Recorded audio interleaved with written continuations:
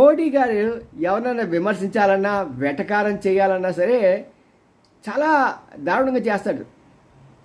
ఒకసారి ఏదో సభలో మన చంద్రబాబు గారు చెప్పాడు, నేను ఆయనకన్నా చాలా సీనియర్ని, ఆయనకన్నా ముందుగా నేను రాజకీయాల్లోకి వచ్చాను, ఆయన కన్నా ముందుగా ముఖ్యమంత్రిని అయ్యాను అని చెప్పుకుంటూ వచ్చాడు ఆయన. దానికి ధీటిగా పాపం మన చంద్రబాబు కష్టాల్లో ఉన్న సమయంలో అవునవును అతను నాకన్నా చాలా సీనియరు, మామను వెన్నుపోటు పడటంలో ఆయనే సీనియరు, అంతేకాకుండా నమ్మిన వారికి ద్రోహం చేయడంలో ఆయనే సీనియరు, అలాగా రకరకాలమైన మాటలు చెప్తూ తనని ఎగతాళి చేసి అందరి ముందు అపహాస్యం చేశాడు.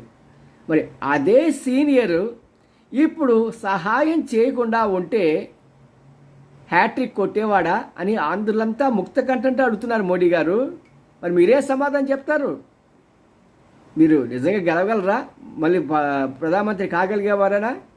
అలాంటి ఘోరమైన పనులు చేయకండి.